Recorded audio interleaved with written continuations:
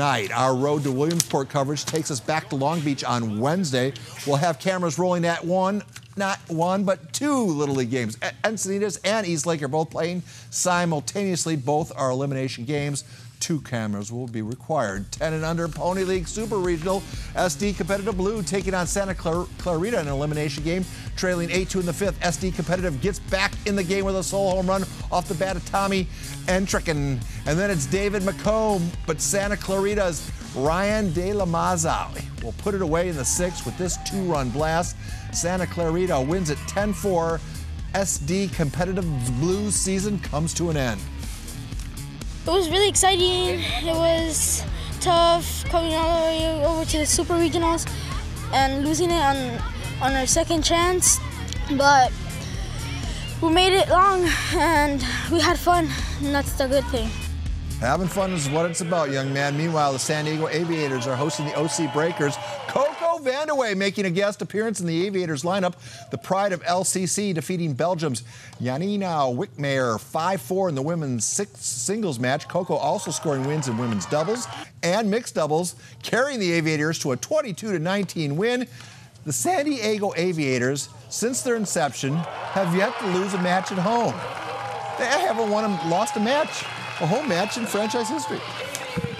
No, it's not surprising. I mean, I work hard during the off season and while in season, and it's just solidifying the hard work that I'm doing. So hopefully there's many more to come. Oh, my goals are to make second week. I haven't done that yet, but to play well, keep improving, and keep working on the things I'm working on through the season. Last month, we had former Charger Burt Grossman along with Danny Smuts in studio to discuss the upcoming Adaptive Sports Camp. Well, that camp was on Tuesday. Today, KUSI sports photographer Joaquin Duncan capturing the event like only Joaquin can. It's a lot of fun, especially with just inner tubing just now. This is amazing. It's just before this camp, I didn't know that there were any sports out there, kind of a community. So this is a really good opportunity to go out there and meet new people and play new sports. It's a really cool time. When Junior was alive, he could steer a lot of things, but what he wanted to always do was help out kids that didn't have a chance or had barriers that he thought or they thought might be too big to overcome. And this was just so much up his alley. I like all the sports and all the activities that they do. It's definitely a blessing to come down here and being able to see other kids in wheelchairs like me and having a good time all together. We have kayaking, we have sailing. I mean, just things that kids you can't do individually because of the price and the work involved with some special need kids. It's amazing knowing that there's all these people here that are there for you, and that all of these people are willing to give up their time and energy to come help us here, which is really cool. I love it. I do. Well, if that doesn't warm your heart, try this on. In the 5 p.m. hour, we had the honor of hosting Hilltop football coach Drew Westling, along with one of his assistant coaches, 2001 Silver Pigskin finalist Freddy Dunkle, to the sports rail. The 2 in-studio guests appearing on the eve of the first ever Molina Strong Lineman Challenge. Tell us about your offensive line coach. Coach Jonathan Molina, alumnus and our offensive line coach, was diagnosed with cancer, just finished his 2nd round of chemotherapy. He's kicking butt, doing great.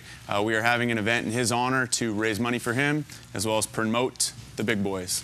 So it's a very unique challenge. We're going to throw up the disciplines, if you will. I believe there are 6 different disciplines. Who came up with the criteria to test a lineman?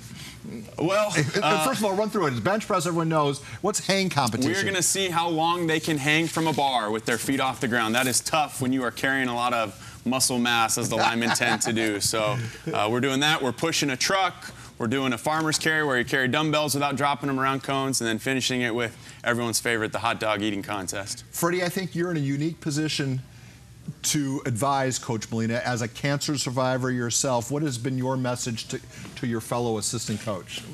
Going through it, the first thing I tell them is prayer, number 1.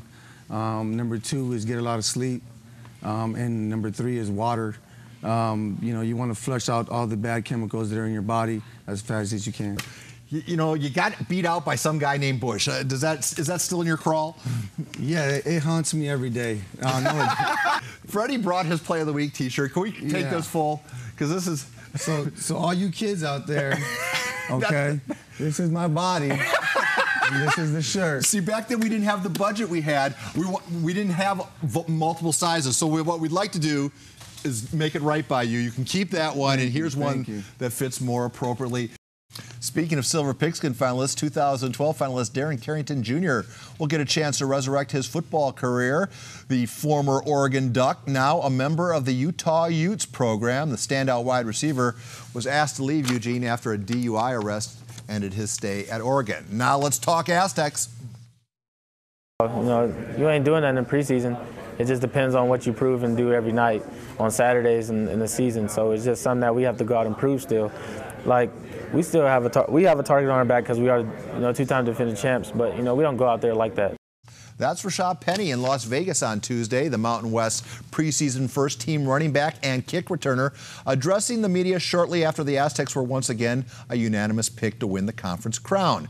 But the highlight of the gathering, of course, was Rocky Long. Coach Long discussing the impact of social media on the college football recruiting game.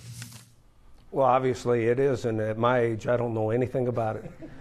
So I have to make sure that I hire enough young guys on my staff that understand what's going on, and I just do what they tell me to do. You know, I think it's a powerful tool.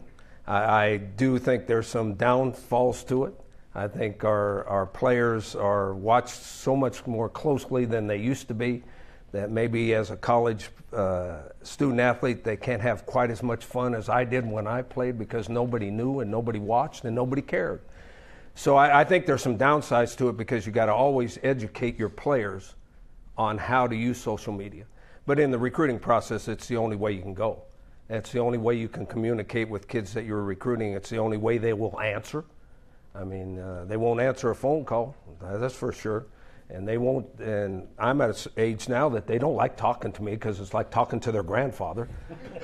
So I mean, obviously it's a strong tool that everybody has to use. And I think reaching out to the community we're back to fan base. You got to develop your fan base, and that's the way to get your fan base too. And finally, the ASR Plays of the Week, courtesy Mike Milburn.